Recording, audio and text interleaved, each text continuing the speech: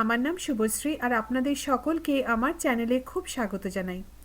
আজকে আপনাদের সঙ্গে শেয়ার করব একটি চিকেনের রেসিপি, যা আমার ঠাকুমার কাছে শেখা একদম অথেন্টিক স্টাইলে গোয়ালন্দ স্টিমার চিকেন কারি। রেসিপিটা একবার এভাবে ট্রাই করবেন। চিকেন আর চিংড়ি মাছের এটা একটা অনবদ্য কম্বিনেশন। কেমন লাগলো জানাবেন, আর আমার চ্যানেল যদি ভালো লাগে সাবস্ক্রাইব, শেয়ার আর লাইক করতে কিন্তু ভুলবেন না। তো চলুন দেখে নিই কেমন করে বানাচ্ছি Goalundo steamer chicken curry. Goalundo steamer chicken curry বানানোর জন্য আমি এখানে নিয়ে নিয়েছি 1 কেজি চিকেন। এই চিকেনটাতে প্রথমে দিয়ে দিচ্ছি 3টে মাঝারি থেকে বড় সাইজের পেঁয়াজ। এটা প্রায় 450 গ্রাম। আমি একদম ছোট কুচো করে কেটে নিয়েছি। অনেকে দেখবেন রেসিপিতে পেস্ট ব্যবহার করে, কিন্তু একদম অথেন্টিক যে গোয়ালন্দ স্টিমার চিকেন কারি তাতে কিন্তু কোনো পেস্টের ব্যবহার হয় না, সব কুচো করেই দেওয়া হয়। প্রথমে পেঁয়াজটাকে দিয়ে দিচ্ছি 2 ইঞ্চ আদা। এটাকেও আমি একদম ছোট কুচো করে কেটে নিয়েছি। আদাটাকে দিয়ে দিলাম 20টা রসুনের কোয়া। এই রেসিপিটাতে রসুন একটু বেশি পড়ে, এটাকেও ছোট কুচো করে কেটে নিয়েছি। রসুনটাকে দিয়ে দিচ্ছি 1/2 ইঞ্চ হলুদ গুঁড়ো, আর দিচ্ছি 2 চা চামচ লঙ্কা গুঁড়ো। তার সাথে এবারে আমি দেব চিংড়ি মাছের পেস্ট। এটা আমি 200 গ্রাম চিংড়ি মাছকে মিক্সারে পেস্ট বানিয়ে নিয়েছি। এই চিংড়ির পেস্টটা কিন্তু এই গোয়ালন্দ চিকেন কারির একটা খুব ইম্পর্টেন্ট ইনগ্রিডিয়েন্ট, তাই এটা কিন্তু আপনারা অবশ্য করেই দেবেন। দিচ্ছি নুন স্বাদ মতো, আর দিচ্ছি 3 টেবিল চামচ সর্ষের তেল। এই রেসিপিটা কিন্তু সর্ষের তেলেই করা হয়, তাই আপনারা পারলে সর্ষের তেলে কিন্তু ব্যবহার করবেন। সর্ষের তেলটাকে দিয়ে দিলাম, আর দিচ্ছি 4টে কাঁচা লঙ্কা। কাঁচা লঙ্কাটাকে আমি মাঝখান দিয়ে চিড়ে নিয়েছি, আপনারা কুচো করে কেটেও নিতে পারেন। এবারে খুব ভালো করে হাত দিয়ে আমরা সব কিছু মেখে নেব। সব কিছু ভালো করে মিশিয়ে নিয়েছি।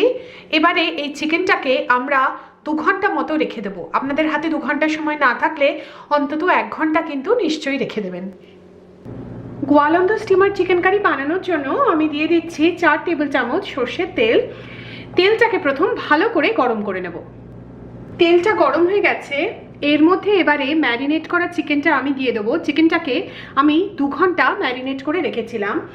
সবটা চিকেন আস্তে আস্তে এর মধ্যে দিয়ে দিন। চিকেনটাকে দিয়ে দিয়েছি। এবারে মিডিয়াম ফ্লেমে আমরা চিকেনটাকে 8-9 মিনিট ভালো করে কষিয়ে নেব। চিকেনটাকে ভালো করে কষিয়ে নিয়েছি। এবারে একটা ঢাকা দিয়ে মিডিয়াম লো আঁচে আমরা চিকেনটাকে রান্না হতে দেব। আমি কোনো জল অ্যাড করছি না, চিকেন থেকেই জল বেরোবে, তাতেই রান্না হয়ে যাবে। তবে প্রত্যেক 6-7 মিনিট অন্তর অন্তর ঢাকাটা খুলে ভালোভাবে সব কিছু নাড়িয়ে দেবেন। এই স্টেপটা কিন্তু খুব ইম্পর্টেন্ট। আর যদি মনে হয় চিকেনটা খুব ড্রাই হয়ে যাচ্ছে, তাহলে সামান্য একটু জল অ্যাড করতে পারেন। এমনিতে অরিজিনাল রেসিপিতে কোনো জল কিন্তু অ্যাড করা হতো না, তাই আমি বিনা জলেই এটা রান্না করছি। আমি প্রায় 15 মিনিট মতো চিকেনটাকে রান্না করেছি। মাঝে আমি 2 বার ভালো করে নাড়িয়ে নিয়েছি।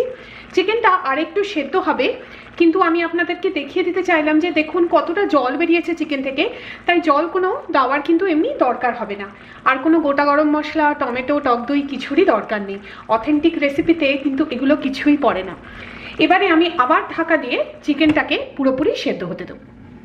আমাদের চিকেনটা অলমোস্ট সেদ্ধ হয়ে গেছে।